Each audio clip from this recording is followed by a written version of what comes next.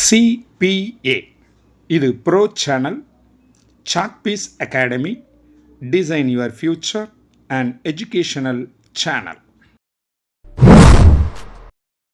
வருகின்ற PGTRB தேர்வெழுதி ஆசிரியராகும் கனவுடன் உள்ள அனைத்து பொருளியல் ஆசிரிய பெருமக்களுக்கும் மனமார்ந்த வாழ்த்துக்களை தெரிவித்துக் கொண்டு இந்த வீடியோவை ஆரம்பிக்கிறோம். இது நியூ சிலபஸ் 2025 PGTRB பொருளியல் பாடத்திற்கான மாடல் டெஸ்ட் சீரீஸிற்கான வீடியோவாகும். இது யூனிட் 8 பார்ட் நம்பர் 3. இந்த வீடியோவில் உங்களுக்கு வினாக்கள் மட்டும் அனுப்புவோம். அதனுடைய விடைகளை நீங்கள் எழுதி இதற்கென்று உள்ள வாட்ஸ்அப் குழுவில் நீங்கள் பகிரும்போது அதற்கான மதிப்பெண்களும் அதனுடைய விடைகளுடன் கூடிய PDF ஃபைலும் உங்கள் வாட்ஸ்அப் நம்பருக்கே அனுப்பப்படும். அதற்கு நீங்கள் நமது சேனலில் சிறு கட்டணம் கட்டி சந்தாதாரராக இருக்க வேண்டும். நீங்களும் இந்த தேர்வை எழுத முடியும். அதற்கான விளக்கங்கள் பெறுவதற்கு இந்த வீடியோவில் காமிக்கக்கூடிய வாட்ஸ்அப் நம்பரை தொடர்பு கொள்ளுங்கள். நீங்களும் தேர்வு எழுதி வெற்றி பெறுங்கள். இந்த தேர்வானது எப்படி நடக்கிறது என்றால், உங்களுக்கு முதலில் இந்த தேர்வுக்கான மெட்டீரியல் அனுப்பப்படும். அந்த மெட்டீரியலிலிருந்து புத்தம் புதிய வினாக்கள் அன்றே உருவாக்கப்பட்டு அதற்கான தேர்வானது அன்றே உங்களுக்கு நடத்தப்படும். இவ்வாறு தான் இந்த தேர்வு நடைபெறுகிறது. இதில் நீங்களும் பங்கெடுத்து உங்கள் வெற்றியை உறுதி செய்து கொள்ளுங்கள். இப்பொழுது இந்த வீடியோவினுடைய முதல் கேள்விக்கு போகிறோம். இதற்கு முன்னர் 2 பார்ட்டுகள் யூனிட் 8ற்காக வெளியிடப்பட்டுள்ளன. அதனுடைய தொடர்ச்சியான 3வது பார்ட்டை இப்போ நீங்கள் பார்க்க போகிறீங்க. 51வது கேள்வி, பொருளாதார உற்பத்தி அல்லது பொருளாதார நடவடிக்கை மூலம் வருமானத்தை இணைப்பது. பொருளாதார உற்பத்தி அல்லது பொருளாதார நடவடிக்கை மூலம் வருமானத்தை இணைப்பது. இதனுடைய ஆப்ஷன்ஸ் மொத்த வருவாய், தேசிய வருவாய், தலா வருவாய், நிகர வருவாய்.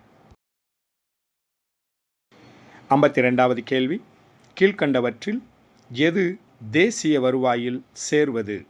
கீழ்கண்டவற்றில் எது தேசிய வருவாயில் சேர்வது? இதனுடைய ஆப்ஷன்ஸ் வாடகையிலிருந்து பெறப்பட்ட வருவாய், வரவு செலவு திட்டத்திலிருந்து பெறப்படும் வருவாய், வருமான கழிப்பிற்கு பின்னர் பெருவணிக லாபம், வட்டி பெறப்பட்ட வருமானம். 53வது கேள்வி, ஒரு நாட்டின் வசிப்பவர்களால் உற்பத்தி செய்யப்பட்ட இறுதி பொருட்களின் மொத்த வெளியீடு. ஒரு நாட்டின் வசிப்பவர்களால் உற்பத்தி செய்யப்பட்ட இறுதி பொருட்களின் மொத்த வெளியீடு. இதனுடைய ஆப்ஷன்ஸ் மொத்த உற்பத்தி, மொத்த தேசிய உற்பத்தி, நிகர நாட்டு உற்பத்தி, நாட்டு வருவாய். 54வது கேள்வி, நுகர்வோர் பொருட்களின் மொத்த உற்பத்தி மற்றும் புதிய மூலதன பொருட்களின் மொத்த மூலதன பங்கு, உற்பத்தியில் நிகர அதிகரிப்பு ஆகியவை டேஷ் ஆகும். நுகர்வோர் பொருட்களின் மொத்த உற்பத்தி மற்றும் புதிய மூலதன பொருட்களின் மொத்த மூலதன பங்கு, உற்பத்தியில் நிகர அதிகரிப்பு ஆகியவை டேஷ் ஆகும். இதனுடைய ஆப்ஷன்ஸ் நிகர தேசிய உற்பத்தி, நாட்டு உற்பத்தி, மொத்த தேசிய உற்பத்தி, நிகர வருவாய். 55வது கேள்வி, நிகர தேசிய உற்பத்தியில் நுகர்வோர் மற்றும் அரசாங்க பொருட்களின் வெளியீடு எந்த காலத்திலும் பொருளாதாரத்தில் நிகர முதலீட்டுக்கு டேஷாக இருக்கும். நிகர தேசிய உற்பத்தியில் நுகர்வோர் மற்றும் அரசாங்க பொருட்களின் வெளியீடு எந்த காலத்திலும் பொருளாதாரத்தில் நிகர முதலீட்டுக்கு டேஷாக இருக்கும். இதனுடைய ஆப்ஷன்ஸ் அதிகமாக, குறைவாக, சமமாக, எதிர்மறையாக. 56வது கேள்வி, அதிக விற்பனை விலை மற்றும் குறைந்த கொள்முதல் விலை ஆகியவற்றுக்கு இடையிலான வித்தியாசம். அதிக விற்பனை விலை மற்றும் குறைந்த கொள்முதல் விலை ஆகியவற்றுக்கு இடையிலான வித்தியாசம்.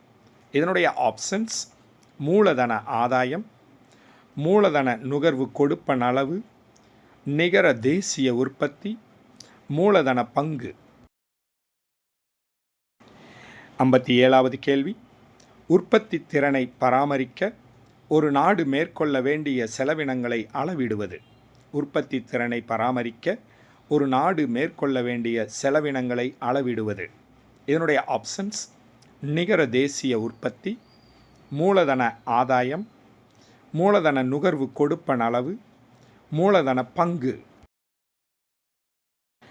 58வது கேள்வி, மூலதன நுகர்வு இழப்பீடு என்பது டேஷின் பகுதியாகும். மூலதன நுகர்வு இழப்பீடு என்பது டேஷின் பகுதியாகும். இதனுடைய ஆப்ஷன்ஸ்: நிகர உற்பத்தி, மொத்த உள்நாட்டு உற்பத்தி, மூலதன ஆதாயம், மூலதன பங்கு.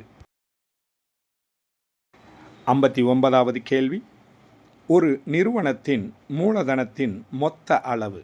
ஒரு நிறுவனத்தின் மூலதனத்தின் மொத்த அளவு.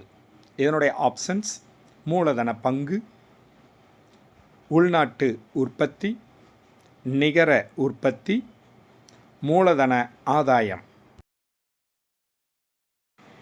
60வது கேள்விக்கு வந்திருக்கோம். ஒரு நாட்டின் பொருளாதார செழிப்புக்கு கணிசமான குறிகாட்டிகளாக உள்ளது எது? ஒரு நாட்டின் பொருளாதார செழிப்புக்கு கணிசமான குறிகாட்டிகளாக உள்ளது எது? இதனுடைய ஆப்ஷன்ஸ்: உற்பத்தி பொருட்கள், தேசிய உற்பத்தி, தனிநபர் வருவாய், வருவாய் மதிப்பீடுகள். 61வது கேள்வி, I is equal to dash. I is equal to dash. இதனுடைய ஆப்ஷன்ஸ்: D minus GI, அடுத்த ஆப்ஷன் GI plus D, அடுத்த ஆப்ஷன் GI minus D, அடுத்த கடைசி ஆப்ஷன் D into GI. 62வது கேள்வி, GI என்பது டேஷ். GI என்பது டேஷ். இதனுடைய ஆப்ஷன்ஸ்: மொத்த முதலீடு, நிகர லாபம், நிகர உற்பத்தி, மொத்த வருவாய். 63வது கேள்வி, NI என்பது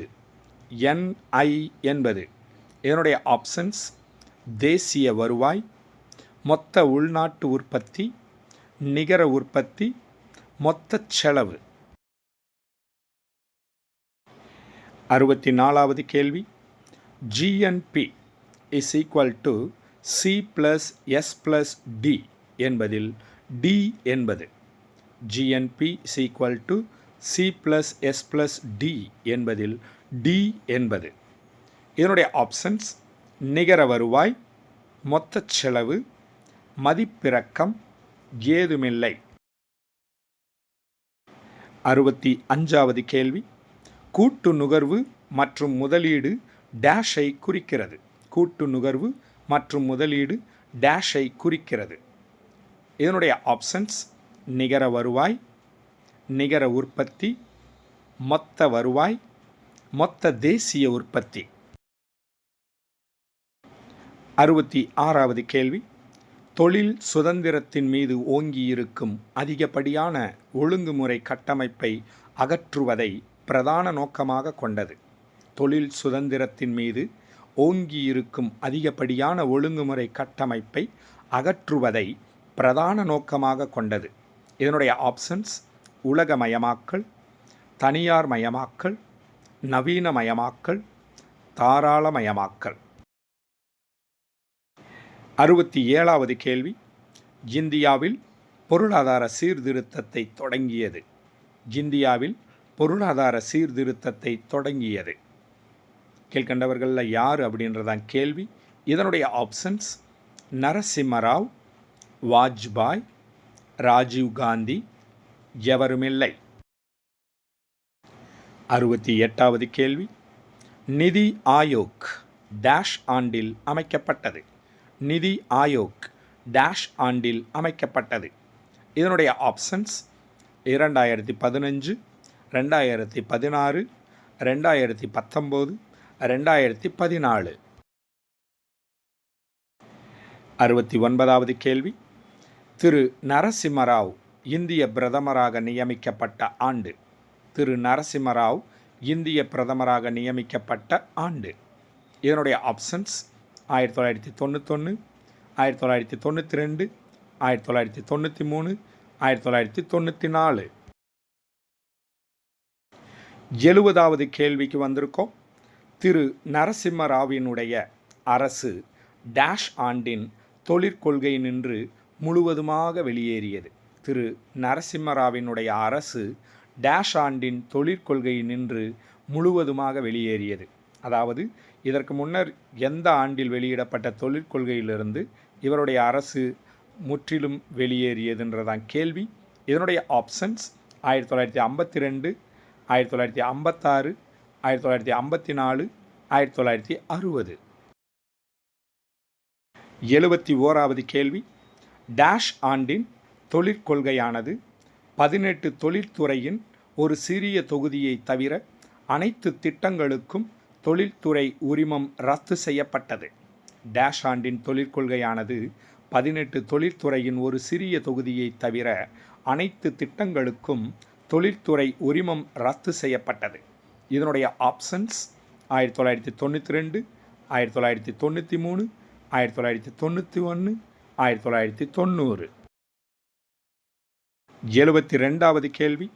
கீழ்க்கண்டவற்றில் எந்த தொழிலில் தொழில்துறை உரிமம் கட்டாயமாக்கப்படுகிறது?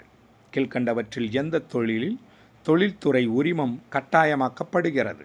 இதனுடைய ஆப்ஷன்ஸ் பெட்ரோலியம் அல்லாத பொருட்கள், விவசாயம், குடிதண்ணீர், மதுபானம். 73வது கேள்வி. கூட்டுத்துறையானது ஒரு பொது நிறுவனத்தை டேஷ் சதவீதம் தனியார் துறையினருக்கு பகுதி பரிமாற்றத்தை வழங்குகிறது? கூட்டுத்துறையானது ஒரு பொது நிறுவனத்தை டேஷ் சதவீதம் தனியார் துறையினருக்கு பகுதி பரிமாற்றத்தை வழங்குகிறது. இதனுடைய ஆப்ஷன்ஸ் 25%, 15%, 18%, 20%. அடுத்து 74வது கேள்வி. டேஷ் என்பது ஒரு நபருக்கு சொத்துக்களை விற்பனை செய்வதை குறிக்கிறது. டேஷ் என்பது ஒரு நபருக்கு சொத்துக்களை விற்பனை செய்வதை குறிக்கிறது. இதனுடைய ஆப்ஷன்ஸ் திரும்ப கொடுத்தல், குத்தகை, திருப்பி அழைத்தல், வாடகை. இந்த வீடியோவினுடைய இறுதி கேள்வி மற்றும் யூனிட் 8னுடைய 75வது கேள்வியை பார்க்குறோம். பொதுத்துறை நிறுவனங்களின் செயல்திறன் டேஷை சார்ந்தது. பொதுத்துறை நிறுவனங்களின் செயல்திறன் டேஷை சார்ந்தது. இதனுடைய ஆப்ஷன்ஸ் உற்பத்தி, மூலதனம், விற்பனை, நிறுவன கட்டமைப்பு. நீங்கள் அனைவரும் அனைத்து விடைகளையும் எழுதி முடித்திருப்பீர்கள் என்று நம்புகிறோம். உங்களது விடைகளை உடனடியாக நமது வாட்ஸ்அப் குழுவில் பகிர்ந்து அதனுடைய மதிப்பெண்களையும் விடைகளுடன் கூடிய PDF ஃபைலையும் உங்கள் வாட்ஸ்அப் நம்பருக்கே பெற்றுக்கொள்ளுங்கள். அதற்கு நீங்கள் நமது சேனலில் கட்டணம் கட்டும் சந்தாதாரராக இருக்க வேண்டும். இதை மறந்துவிடாமல் முழுவதுமாக வீடியோவை பார்த்துவிட்டு நீங்களும் இந்த குழுவில் சிறு கட்டணம் கட்டி சேர்ந்து இந்த தேர்வை எழுதலாம்.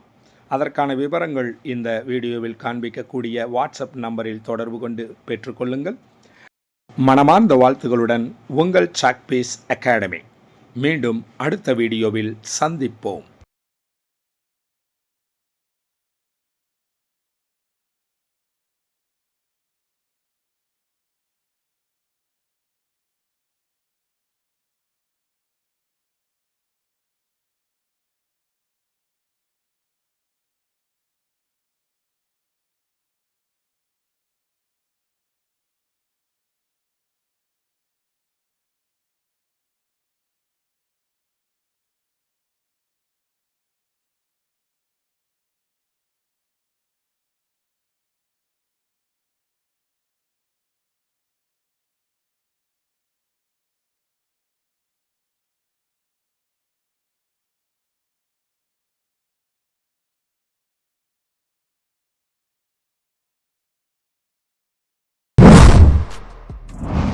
மீண்டும் அடுத்த வீடியோவில் சந்திப்போம். மனமார்ந்த வாழ்த்துக்களுடன் உங்கள் சாக்பீஸ் அகாடமி.